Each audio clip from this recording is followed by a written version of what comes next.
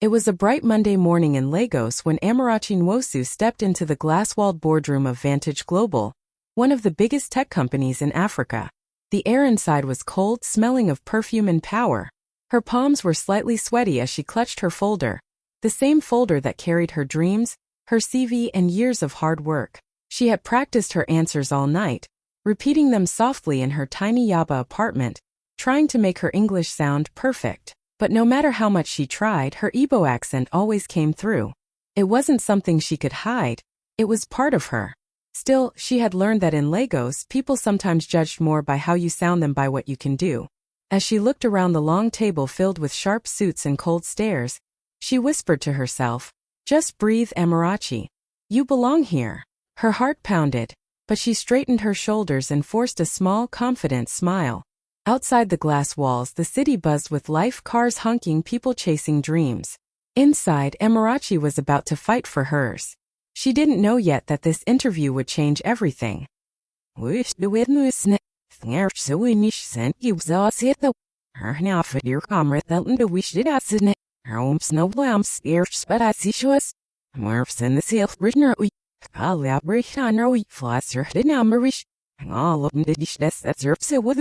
Snach bajblay fruit. He'd serve in a year 30 the hurry off miss that. Tethine be often. Say, nurry fithasish. Madna he bulbs out and then a shelf for a hawkish arome. He keeps naked me asked that it's such dirt or reveals that. Obvious that Sarkich nish can eat skull at zero and the onion nester. Snatch out where the video when it's doing her head off bish. Do I have a sniff it and while on. Thnarch stay out clear silver. I had to stray him if I her freaking it. Maast said the lyric and I get us in the third bomb sickest, and I wish it to be for reached our metals. So we shooted out city to rot ahead, snit nestle for us Navida he show feet wind up. Find it so we sure feeling after we written it sit that fluster lost dash. Snitch scratched her silk like scratched our silk that need at stand ill and mum said the for a horse girl dash. Hold a litter her has knit. Floor schnicks over marks out or hanging specs a dish. Schnell from the dish. Sash and his neck be not gel file load of liver. Here we're retter his army. Serpy brother spill foot in your nester. He'll out look ash met voice. Still even mercy shells nazish. Tharps her not up soon it ass of the steel else nealer than. He locks it the worm skill which niche gizzard of renewed the vino. Cab me lambs for that's it. He that's the pass silver. He'll elf bessish. And now we're writing in home duck. Fish more when they turn at either feet or rodish. I'm snow with the one I but the deer knitter wolf Betsy star my zenus. As the questions began, Amarachi felt a little more confident. She opened her folder, looked at the panel, and started explaining her experience in software development. Her voice was calm, clear, and full of purpose. She spoke about the app she had built for rural schools, a project that helped hundreds of children learn, even without internet access. For a moment, she forgot her fear. She spoke from the heart, with passion in every word. But before she could finish, one of the interviewers interrupted her with a mocking grin. "Sorry, can you repeat that?" he said, tilting his head like he was struggling to hear. Then he exaggerated her pronunciation, mimicking her accent. The others laughed, not loudly, but just enough for her to hear the quiet cruelty in their voices. Amarachi froze for a second, her heart dropped, and her cheeks burned with embarrassment. She wanted the ground to open and swallow her. For a moment, she thought about just saying thank you and leaving the room. But then she remembered all the sacrifices that brought her here. Her mother's prayers, her late nights coding on an old laptop, her dream of proving that brilliance doesn't come with a fancy accent. So she took a slow breath. "Yes," she said softly, forcing a smile. "I'll explain again." Her tone was calm, but her eyes carried quiet fire. She repeated herself, this time even clearer, walking them through her project's design, the impact it had made, and the data behind it. The laughter died down. Even the man who mocked her stopped smiling as she spoke with confidence and precision. Her words carried strength, not the kind that shouts, but the kind that commands respect without asking for it. Inside, Amarachi told herself, they can laugh at my accent, but they can't laugh at my results. And for the first time, one of the panelists looked at her, really looked, not as a joke but as someone worth listening to. Inside, Amarachi took a deep breath and reminded herself, I am not here to impress them with pronunciation. I am here to prove my mind. The laughter still echoed faintly in her ears, but she pushed it aside and focused on why she came. She looked straight at the panel, her voice steady this time. My last project focused on bringing digital learning tools to rural schools that don't have internet access, she began. Her tone was respectful but confident. We created offline software that allowed students to learn coding, math, and science, even without Wi-Fi. The room went quiet. She could feel their eyes on her now, not mocking but curious. She continued, explaining how she led a small team of volunteers, how they worked from her friend's living room, and how their software had reached over 3,000 students in remote communities across Nigeria. It wasn't easy, she said softly. Sometimes we coded with candlelight because the power kept going off, but we believed education shouldn't depend on location. For a moment no one moved. Even the man who mocked her earlier shifted uncomfortably in his seat. Amarachi noticed it, but she didn't let it distract her. She stayed composed, her hands folded neatly on the table. Deep inside she felt a spark of pride. This was her strength. Not the way she spoke, but the way she thought, the way she built, the way she refused to give up when everyone else did. If they couldn't see her worth through her accent, they would see it through her vision. As she wrapped up her explanation, she caught sight of the quiet older man sitting at the far end of the table. He wasn't laughing. He wasn't judging. He was watching her closely, with a look of quiet respect, as if he saw something the others didn't. Amarachi didn't know who he was, but something in his eyes told her that this moment was far from over. When the interview finally ended, Amarachi could feel her throat tighten. She had given everything. Every word, every idea, every ounce of confidence she had left. She sat up straight, waiting for a reaction, hoping that maybe, just maybe, someone in the room had seen her worth. But instead, the lead recruiter leaned back in his chair, forced a polite smile and said, "Thank you, Miss Amarachi. We'll get back to you." His tone was cold, final, the kind of voice people use when they've already made up their mind. Amarachi nodded quietly. "Thank you for your time," she replied softly. She began to gather her things, trying to keep her hands from shaking. The room was silent for a second, until she turned toward the door.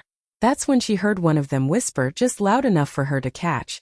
She should stick to local startups. This is Lagos, not the village. The others chuckled.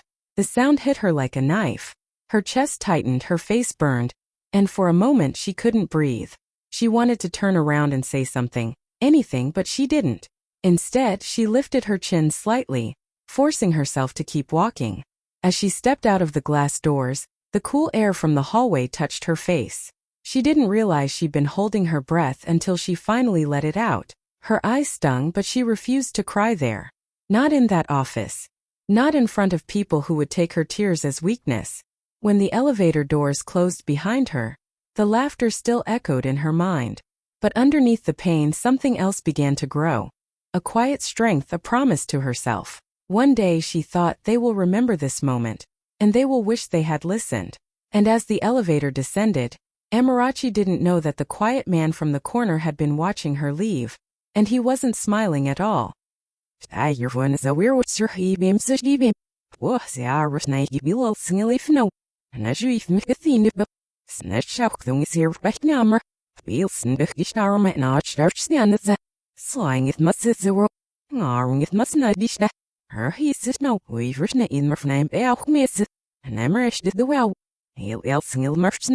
No verhanger is, right? That's it. She didn't lock the no. Gosh, no, it's that's it. We get did not cross each arm. We did so real if it's snimmerished. Her old Freddy has gave the steel carrot maxil. He'll yell best nimmo with my am say. Herbs a whaler it's over. Did he perish? Nemmerished. Her sim dahish off the arm at Nick at self. My and you know more on stealing sir. We sit gal don't nemmerished. Doing it nimmo with. Yes, here her hand let's nick, but I see starme. All bulk this knife murphs it. He starme sim in feed. Nay, or they knock up so fly me fmach. Well, here snay or feet nimmo murph it is the sahish. Her man one. Sab no for nets. Smashed master hosted up. Hermermish. Am Pavakistan in Bosby. There are sea shower the number of what I am sir thummer. All best in the word of near sir thummer her fshirish. Fan gel offer and I must say, Saber Navigation. Toch never net per quite no murph. Air spots the shaving. Flasser has a wish. Snoop sharp young at serum empty. Arch deliver lock at the sylvan come. Hurt fallet skirms. Hanging and murfnemo mir vedel birnammer. Sir Watten it and dahish and near spot baller hanger it's. We've written it in myself me in your woods. That we're not as ish. Snell as it with us knit up. Snets it in their own missing foul be. Master there and a sneak noster. So and the valleys of us I did it. I bind it number of Maruna Wamster nail out as he shower making in Vita. The next morning, Amarachi woke up before sunrise. She couldn't sleep much anyway. Her mind was spinning all night. She carefully ironed her best outfit, a neat navy blue blazer paired with a simple Ankara blouse her mother had sewn for her years ago. It wasn't fancy, but it carried meaning. It was her reminder of where she came from and why she started. After a short prayer, she took a deep breath and whispered to herself, "Whatever happens today, walk in with grace." When she arrived at Vantage Global, the receptionist looked surprised to see her again. "Good morning, Miss Amarachi," she said politely but with curiosity. Amarachi smiled faintly and replied, "Good morning.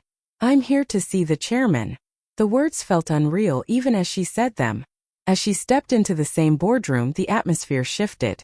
The same recruiters from yesterday were already there, preparing for another round of interviews. The moment they saw her, their faces changed, shock, confusion, and maybe a little guilt. One of them whispered under his breath, "You again."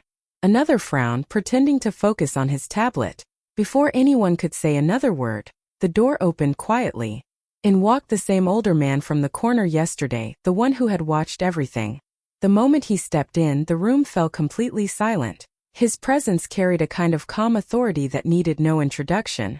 "Good morning, everyone," he said in a deep, steady voice. The recruiters stood up instantly, greeting him with nervous smiles.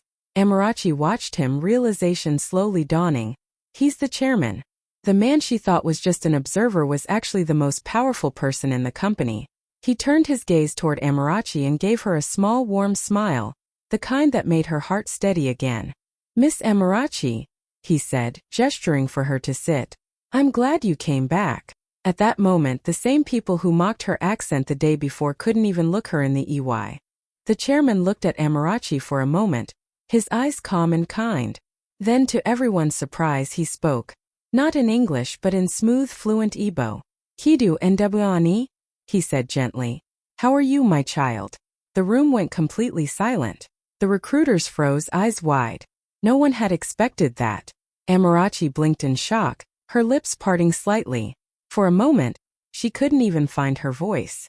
Then slowly, a small smile appeared on her face as she replied softly, "Adiname, sir." "I'm fine, sir." The warmth in her voice carried both surprise and emotion. It was the first time that day she felt truly seen, not as a candidate, not as an accent to be mocked, but as a person. The chairman nodded, smiling proudly. "Oh, DMMA," he replied, still in Igbo, meaning that's good. Then he switched back to English, his tone steady but firm. "You know," he said, glancing around the room, "I come from Enugu. I built this company with this same accent. The same one you laughed at yesterday." The words hit like thunder. The recruiters shifted uncomfortably in their seats, avoiding eye contact. A heavy silence filled the room. Amarachi could almost hear her own heartbeat. The chairman turned his gaze back to her. "When I heard you speak," he said softly, "I saw myself. Your confidence, your ideas, your dignity. That's what we need in this company." His words carried weight, and even those who had laughed now looked ashamed. Amarachi's eyes glistened, but she kept her composure. She had no words, only gratitude. For the first time, someone powerful had looked past her accent and seen her truth. In that moment, everything shifted. The girl they mocked yesterday now stood at the center of respect. The same voice they laughed at had just echoed in the chairman's own language. And in that quiet boardroom, Amarachi's story began to change forever. The chairman looked at Amarachi for a moment, his eyes calm and kind. Then, to everyone's surprise, he spoke. Not in English but in smooth, fluent Igbo.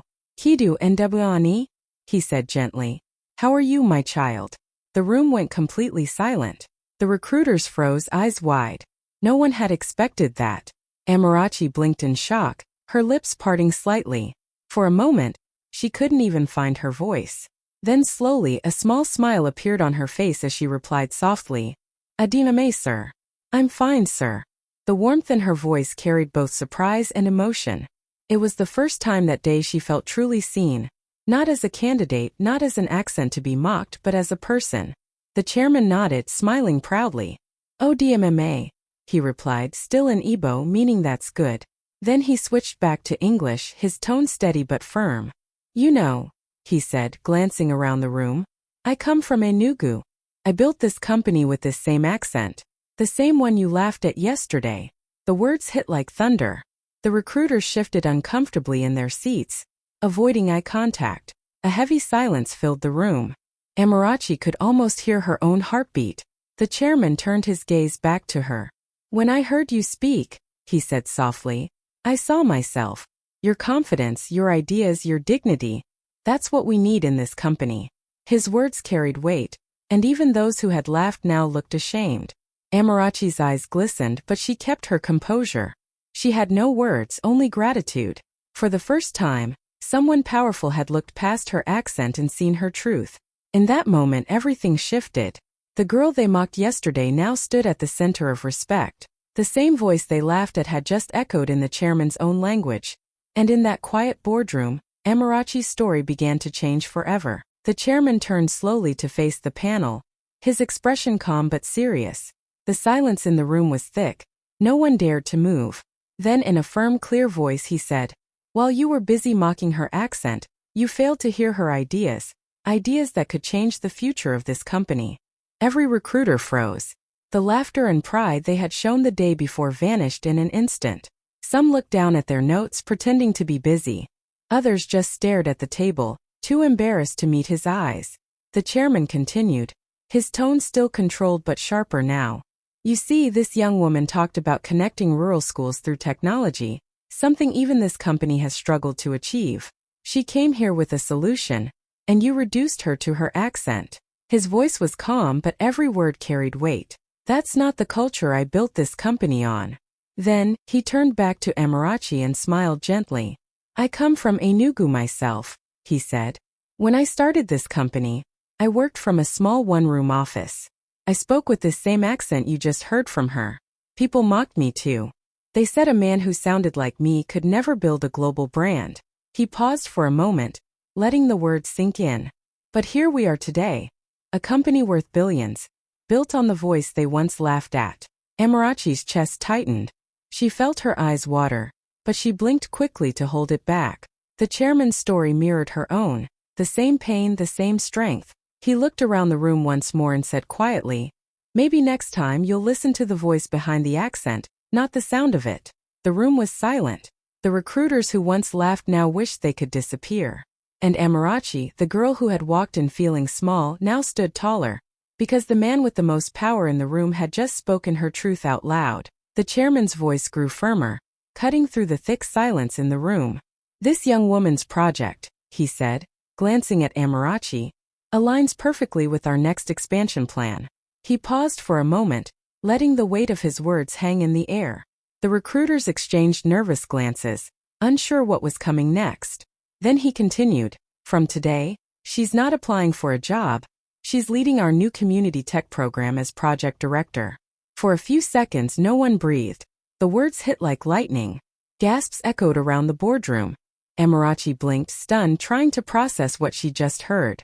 Her hands trembled slightly as she looked up at the chairman, wondering if she'd imagined it. But his calm, proud smile told her it was real. The same people who had laughed at her accent just yesterday now sat frozen, faces pale, eyes darting between her and the chairman. The lead recruiter, who had mocked her the loudest, tried to force a smile, but his voice caught in his throat. Another one coughed awkwardly, pretending to adjust his tie. None of them could look at her. Amarachi's heart pounded in her chest. A wave of emotion rushed through her. Disbelief, pride, relief, and a quiet sense of justice. She stood up slowly, her knees almost weak, and managed to whisper, "Thank you, sir." Her voice cracked slightly, but it was steady enough to carry across the room. The chairman nodded. "No, thank you," he said. "You reminded this company of something we forgot, that true innovation doesn't come dressed in accent or appearance. It comes from passion." Amarachi took a deep breath. The same room that had once humiliated her was now the room where her destiny changed. The same people who had tried to make her feel small were now silent witnesses to her rise. As she looked around the table, she didn't smile out of revenge. She smiled out of strength. Because in that moment, every insult, every doubt, every laugh had turned into her victory. Amarachi stood there for a moment, still trying to take it all in. Just yesterday, these same people had laughed at her, mocked her accent, and dismissed her like she didn't belong. But now, every single one of them sat silent, unable to even look her in the eye. She could feel their discomfort, their regret, their shame filling the air. Slowly, she turned toward them, her eyes calm but powerful. She didn't raise her voice, she didn't gloat. She simply spoke from the heart. "You were right," she began softly. "I may sound different, but that difference is my strength." Her voice didn't shake. It carried quiet confidence, the kind that doesn't need to shout to be heard. "This accent," she continued, "is not something to be ashamed of. It carries my story, where I come from, the people who raised me, the dreams that built me. Every word I speak reminds me of home, and I will never hide that again." No one dared to move. The recruiters who once smirked now looked down, their faces red with embarrassment. One of them tried to mutter an apology, but Amarachi simply smiled gently. "It's okay," she said. "You taught me something valuable. Sometimes people laugh at what they don't understand, but one day they'll have to listen." The chairman watched her proudly, his eyes soft with approval. "Well said," he murmured. In that moment, Amarachi didn't just win a position. She earned respect. Her dignity, her grace, and her strength filled the entire room. She didn't need revenge or anger. Her victory spoke louder than any insult ever could. As she gathered her things, her heart felt light. The same voice they once mocked had now opened doors they could never close. And for Amarachi, this wasn't just a win. It was proof that staying true to herself was the most powerful answer she could ever give. By afternoon, the whole building was buzzing. Phones pinged, emails popped up, and whispers spread like wildfire through every floor of Vantage Global. The company's official memo had just gone out, and at the top of the message, bold and clear, were the words: "New appointment, Amarachi Nwosu, Project Director, Community Tech Expansion. Approved by Chairman Obiora Ease." The moment people read it, the entire office came alive.